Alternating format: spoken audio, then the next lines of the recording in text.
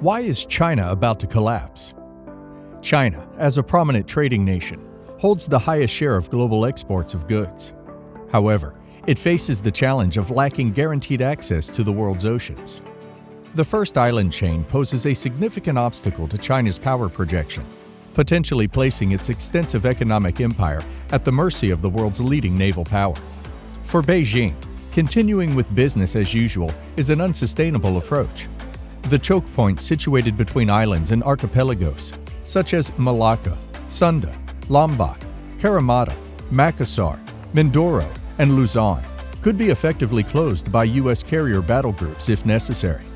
In the event of a naval blockade, China's economy would be severely impacted, subsequently affecting the Communist Party's hold on power. The U.S. has vast ICBM silo fields in the central part of the country, with 400 Minuteman III missiles ready to fire. The Ohio-class submarines carry Trident II missiles, and about 2 are typically unavailable due to maintenance.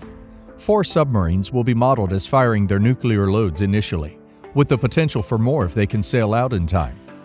Most U.S. warheads on missiles have a yield between 90 and 450 kilotons. The number of Trident II missiles initially fired would be 96, with an average of about 4 warheads per missile. To defend against a potential U.S. nuclear attack, China would need to move closer to the North Pole. The U.S. has 66 nuclear-capable bombers, but only a few would be ready for immediate deployment. If defending, a maximum of a dozen bombers could take off before their air bases are hit.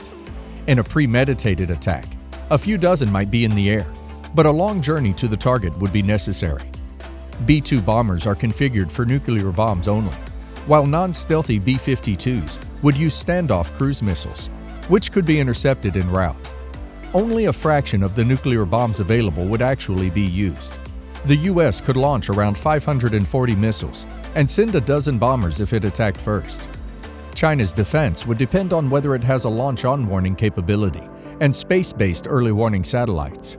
China has a smaller radar network, with only a few radars facing the direction of potential U.S. salvos. The warning time for precise strikes would be several minutes, while a general warning for a mass attack on China could be received 10 to 30 minutes in advance. Chinese anti-ICBM defenses are limited, with only a few test launches noted compared to the U.S.'s 24 tests. China likely has around 50 missiles, but only some are ready for launch. Chinese submarines would likely be unable to surpass U.S. tactical forces around the first island chain, significantly limiting their missile range. Up to 152 missiles may be heading toward the U.S., with approximately 300 warheads in total. However, 36 warheads have limited range and can only reach Alaska, Hawaii, and possibly the area around Seattle. The 300 warhead estimate may be an overestimation due to factors such as missile fueling time. The Chinese bomber fleet is not a significant factor due to poor range and U.S. tactical forces in the Pacific. The U.S. has radar installations, including a floating radar, with early warning capabilities in the Aleutian Islands and Alaska.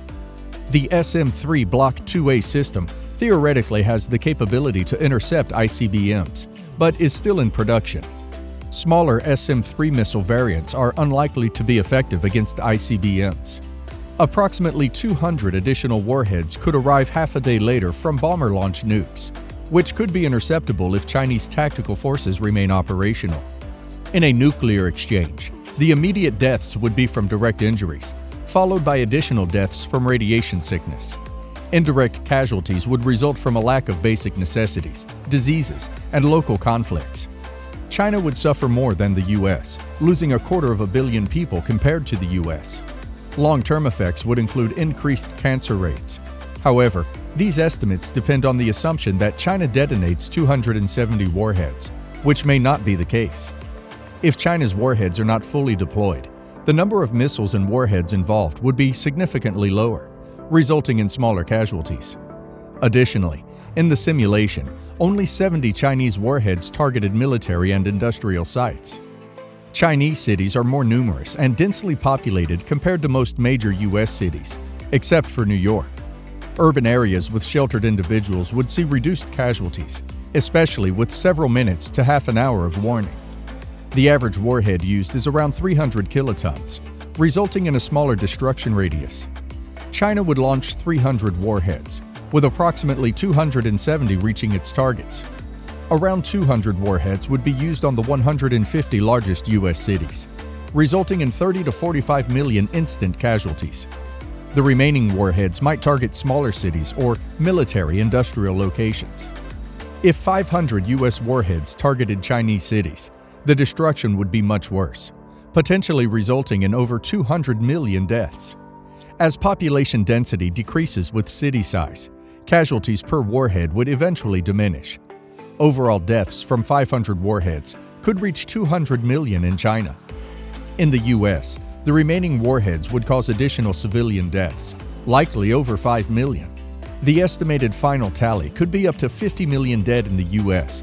and up to 260 million in China. Chinese industry and infrastructure would suffer 6 times more destruction compared to the U.S., which could destroy 400 Chinese air bases and naval bases, virtually eliminating the Chinese Air Force and a significant portion of the Navy. With 70 warheads, China could only target around half of the major U.S. air and naval installations and would need to target U.S. nuclear missile silos to prevent further attacks. In addition, there would be 290 more U.S. warheads arriving after the initial attack wave, further damaging Chinese infrastructure. If the war extends beyond months and the U.S. withdraws from the START Treaty, it could deploy an additional 2,000 warheads, while China lacks such capacity. In any scenario, China would suffer significantly more casualties than the U.S. Globally, both countries would face severe consequences, including economic decline, hunger, disease, and unrest.